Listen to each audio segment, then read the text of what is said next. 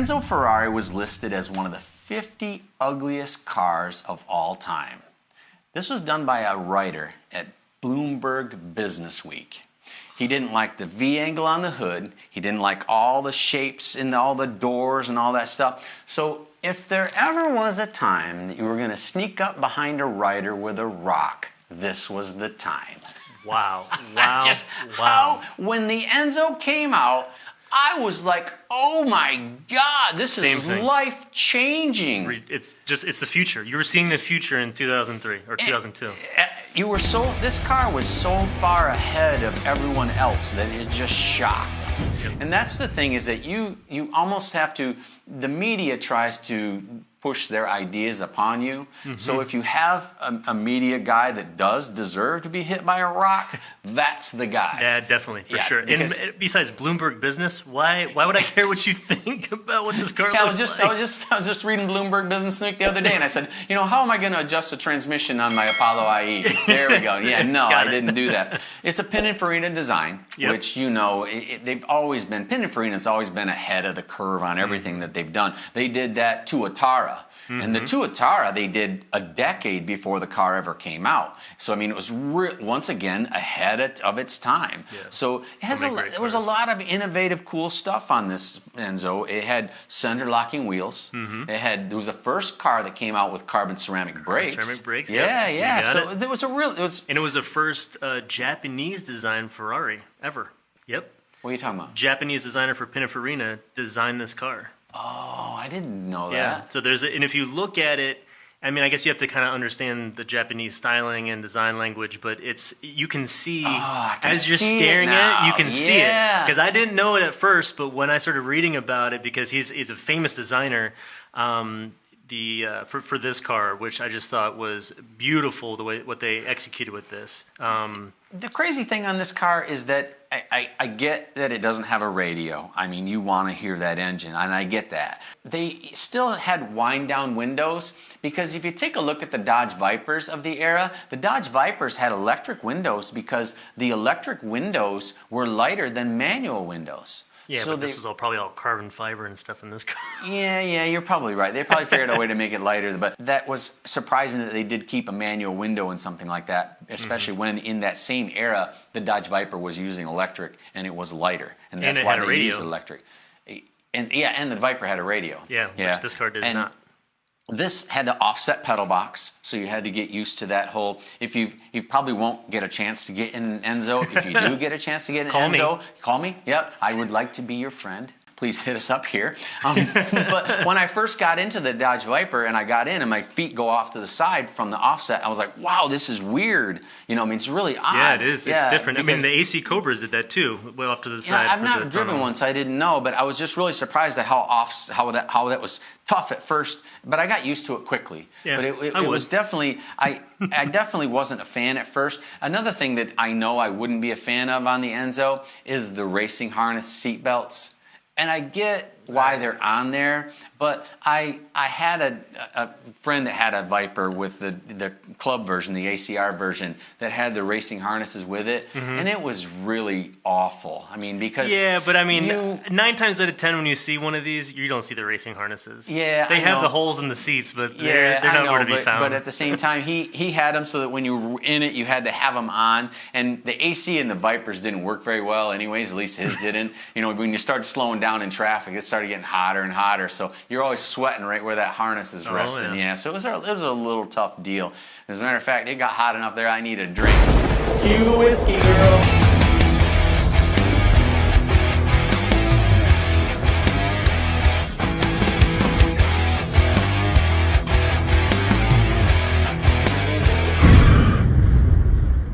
E-brake slides in an Enzo. That was the one thing on this car that surprised me. There's an emergency brake lever on it. Oh, yeah, I guess for 2002, 2003. So, although you probably wouldn't want to do e-brake slides on your Enzo, it would be pretty awesome. Why not? Yeah, I mean, it's there. They're putting it there. It's almost begging you to do that. If you get out of control, you got carbon ceramic brakes.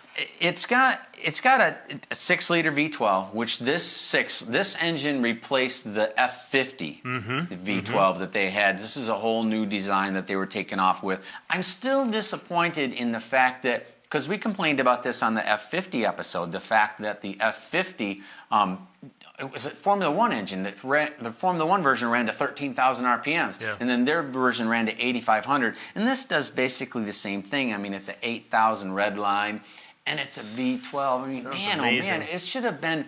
I mean, nobody's going to put big miles on this thing. Put a 10,000 red line on it. You know, let's change the cam, increase the cross-section diameter in the head, and change the valve springs every 5 years or something. We don't care. I was watching another car show, and they were reviewing it, and the owner had a high mileage Enzo, and he had 5,500 miles on it. And this was like just a couple of years ago, so I'm sure it hasn't gone up much from there, but 660 horsepower out of that V12.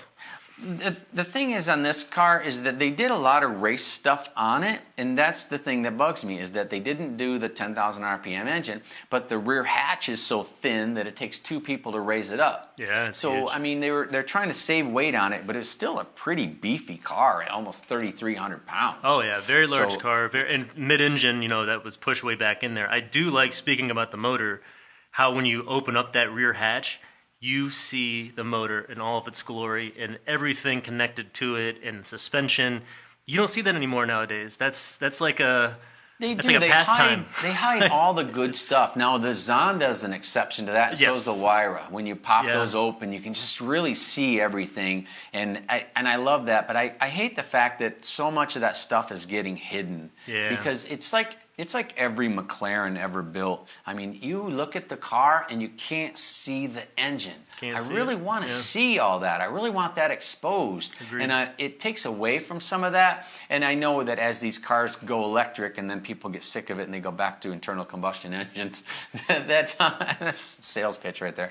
But people are they want to see the engine. They want to see how cool that is, and you can't experience that in a lot of these vehicles, and you can with this. I mean, just look at how beautiful that is. And back then too, the 660 horsepower. Yeah. You could buy this car if you were invited by Ferrari for $10,000 per horsepower.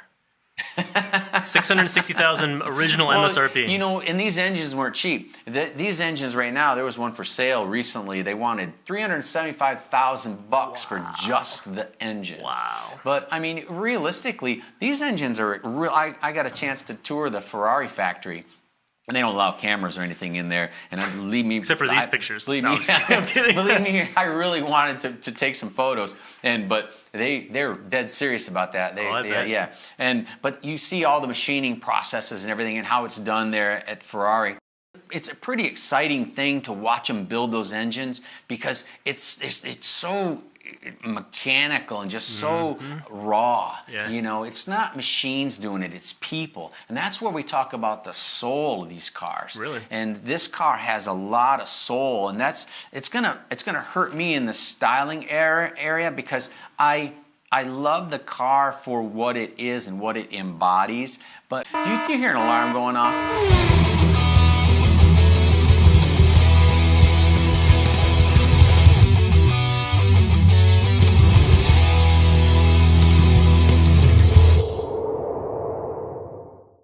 We all have friends that don't know what's wrong with this picture. And those are the guys you say, oh no, Jim, you don't need to use a wrench. I say, you just bring the beer, we'll see you when you get here. This car, I know, right? We have them buddies. This car is one of those cars that it's still in the era that you could work on it. I mean, you've got great access to the parts. They're understandable. It's not crazy integrated wiring programs and things that mess with. There's not 87 computers on the car like some of these cars. Man and machine. Yeah, real man and machine. And that's what I like about the 458 Ferraris. They're really in the same era of the Enzos, and they're real easy to work on. I mean, they're real easy to understand. I mean, when you take just a few panels off, you can see the wiring layout, you can see how simple it is, and just how nice it is to. It would be a pleasure to work on an Enzo. If someone said, "Hey, come over and help me adjust the ride height on my Enzo," no problem, because I can set my beer right here and the adjuster's right here. You know, it's fantastic. My drink isn't that far away the whole time I'm working on it. Yep. But this car is serious in that, you know, we were talking about the Bloomberg Business Inside Newsweek guy, whatever his name was, because he was complaining about the angles. Right. Well, these angles are there for a reason. Sure. This car has a really fantastic aero package on it. And they're releasing numbers on it. I mean, it's got 1,700 pounds of downforce at 180-ish mile an hour, and then it drops back as it gets faster to less and less downforce. Yep. So it's a progressive curve, because as you get going really fast, you want less drag, and this thing does it. So I don't know. Do you know what the top speed on this car was? No, I know it's over 200. Yeah, they were saying, I've said all kinds of different numbers, so I didn't know if you had one that you relied on, but it's well over 200 mile an hour. It's a super fast car, and it's because they paid attention to all of those shapes and designs that it does this, because it's not a high-powered car. 660. I mean, that was a big number. Older that was a big number back then. More. But you got to remember, in that same era, the Dodge Vipers were out. You know, so they had some pretty good competition. You had just one more thing you wanted to say? Oh well, yeah. Well, I mean, just we can go along with styling too. But I mean, that motor 0 to 60 in 3.1 seconds. I mean, that was a fast car. I didn't know that was that fast, 0 to 60. 0 to 60 very quick. And besides the top speed, as we were talking about drag coefficient, that was one of the things with the styling, is that they didn't want to have big spoilers in the back or anything to create that much downforce. And a lot of people don't think this has a spoiler in the back, but it does. But yeah, you just can't, I was integrated. Surprised, because I didn't know that rear spoiler was active, because I've never seen this Enzo running around the racetrack to even see it work. All you see him is at the car show. And all I see in the back now is, when you look at it, you see a version of the 430 converted into the Enzo, then converted into the 458. And this car was really, really fast. As a matter of fact, around the ring back in the day, it ran a 725 around the ring. Wow. Then 10 years later, the Aventador with 700 horsepower, 50 horsepower more, ran the same exact time. So they were within a tenth or two of each other, and this car had 50 horsepower less. Now, I'm going to throw a real bad one at you, though. Then the Viper came out the same time and was 13 seconds a lap faster with basically that was the a same monster power. ACR, though, wasn't it? Yeah, it was. But I mean, with all this crazy downforce. No, the Viper had the same amount of downforce as the Enzo.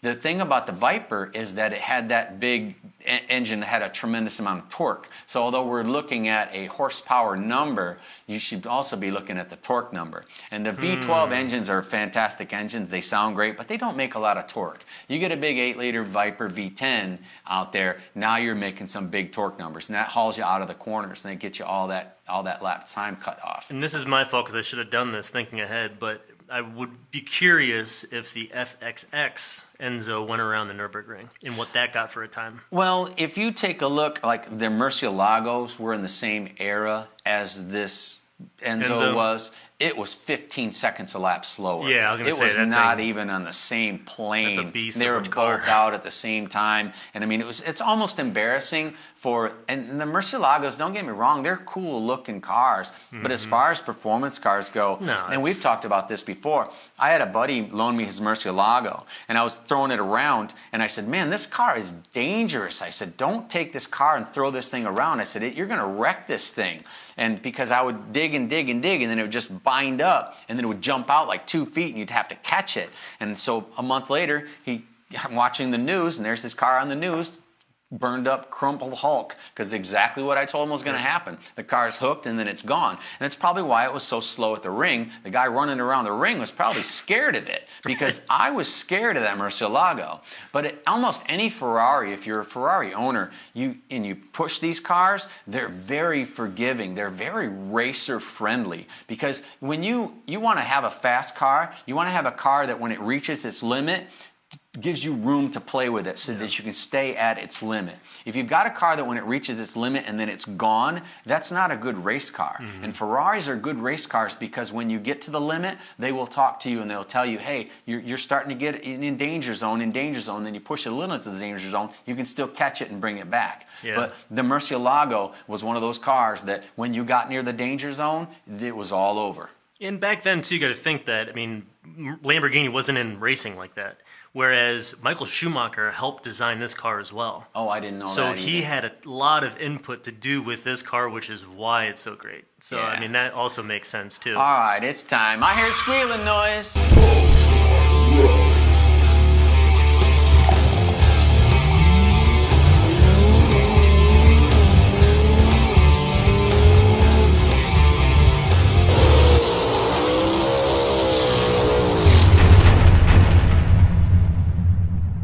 All right, so we're going to talk styling on this car. And as I mentioned, Japanese design by Pininfarina, which to me just looks amazing.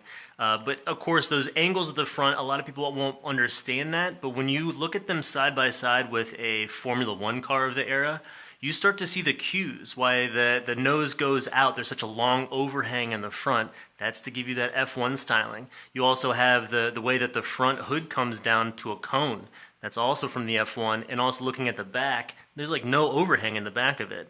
So there's a lot that goes into this design, and it's not just for looks. It's actually functional as well. It's interesting that you said that, because Tony and I had a discussion a while back when we talked about the Mercedes CLK GTRs. They had a lot of overhang on the car, and it would porpoise and just do crazy stuff, and they would end up blowing over.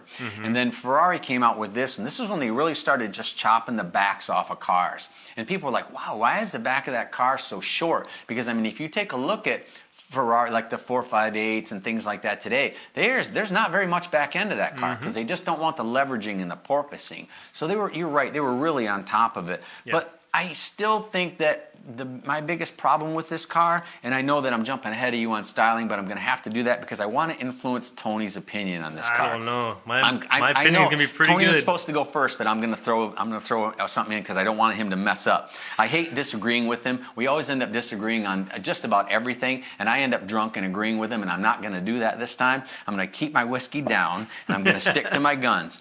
This car, in its era, was a solid 90. This car shocked everyone. It's like the Lamborghini Countach when it came out. Everybody's like, oh my God, this is amazing, stunning. But it didn't age well.